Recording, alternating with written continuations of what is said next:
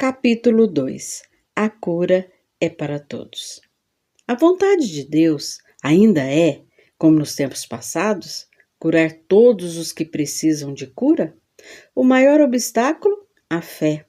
Para muitas pessoas que buscam a cura em nossos dias, é a incerteza que possuem quanto a ser ou não a vontade de curar todos.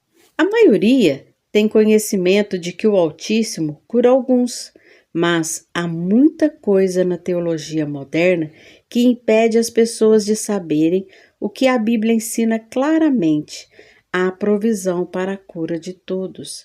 É impossível reivindicar ousadamente uma bênção pela fé quando não temos a certeza de que Deus a oferece.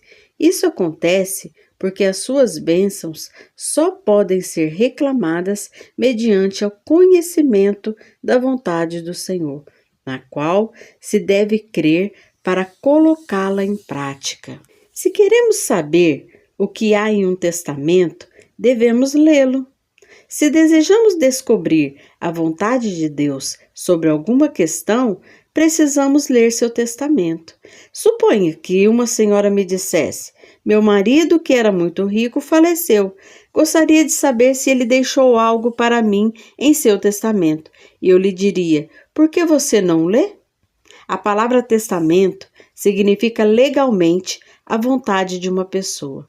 A Bíblia contém a última vontade, o testamento de Deus, no qual ele nos lega todas as bênçãos da redenção. Por seu testamento e a sua última vontade, qualquer coisa acrescentada posteriormente é falsificação. Ninguém faz um testamento novo depois de morrer.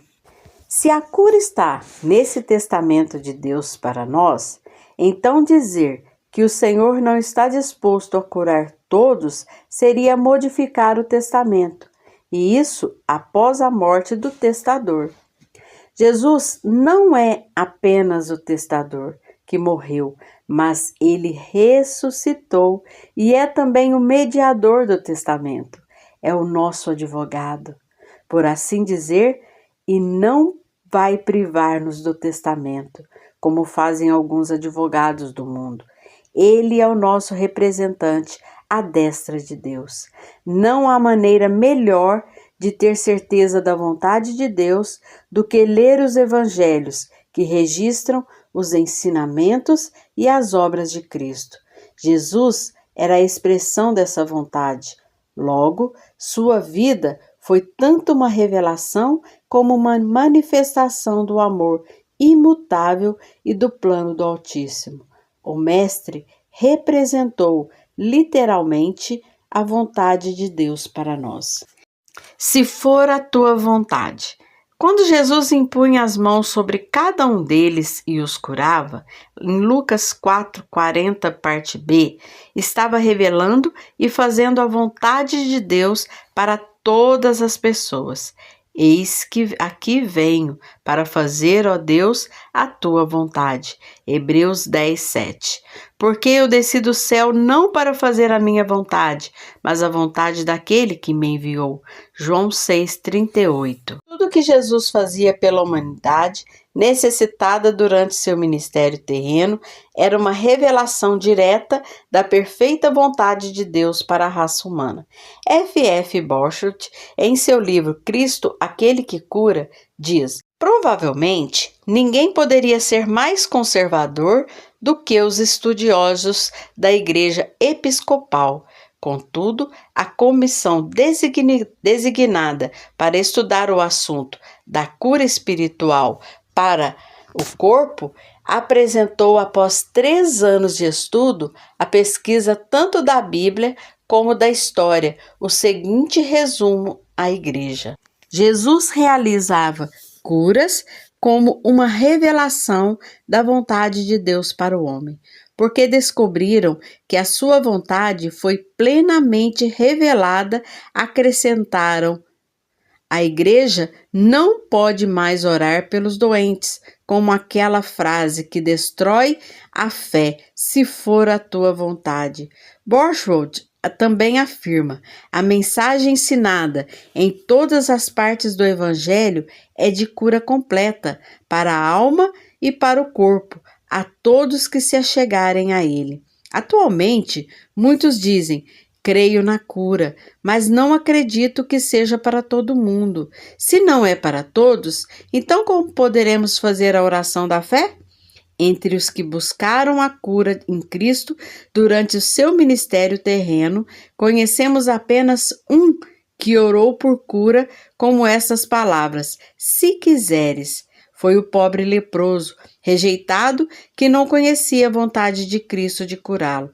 A primeira coisa que Jesus fez foi corrigir essa incerteza, assegurando-lhe: quero. Não se trata mais de ser a tua vontade, é a vontade de Deus.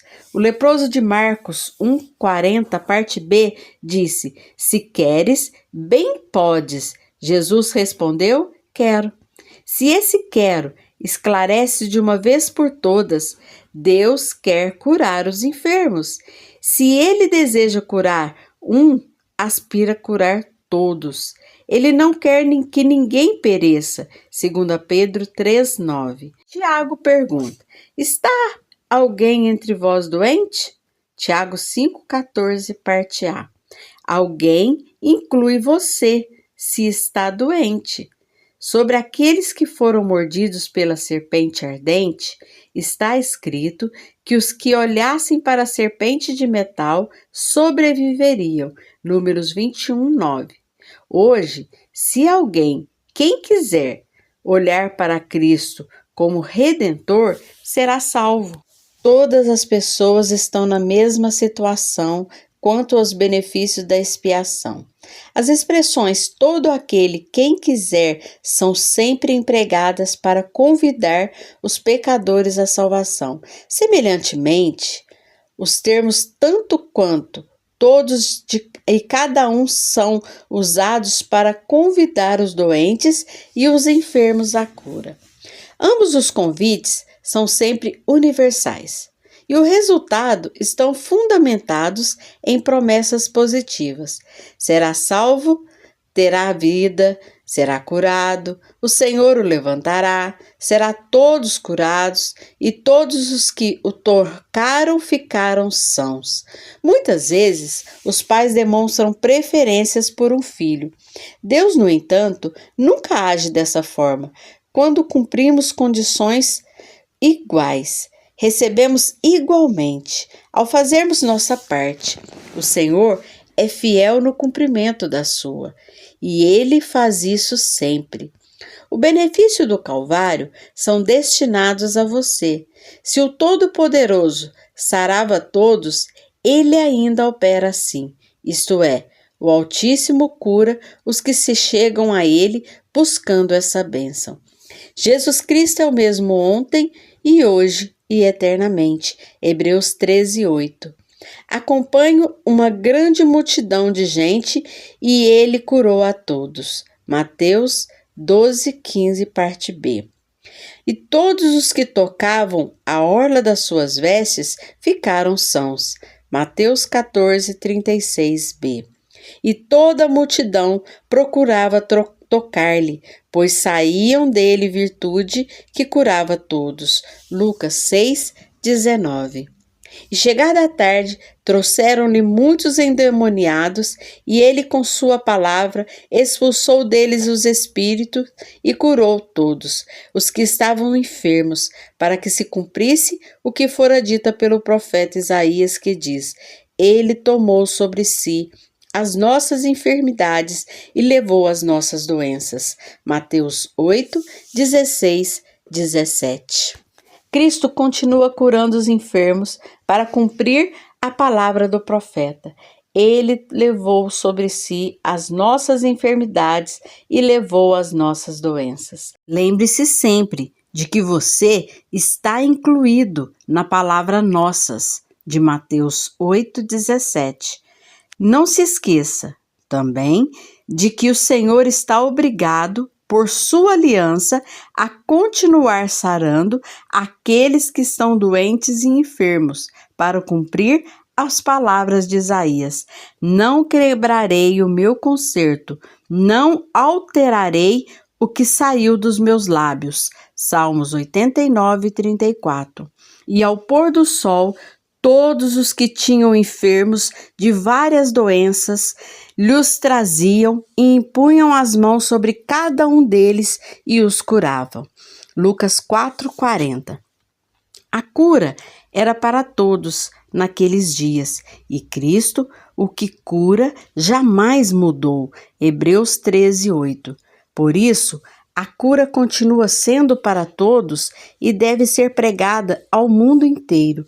Filipe pregou sobre Cristo aos samaritanos, e as multidões unanimemente prestavam atenção ao que Filipe dizia, porque ouvia e viam os sinais que lhe fazia, pois que os espíritos imundos saíam de muitos que os tinham, clamando em alta voz, e muitos paralíticos e coxos eram curados, e havia grande alegria naquela cidade. Atos 8, do 6 ao 8.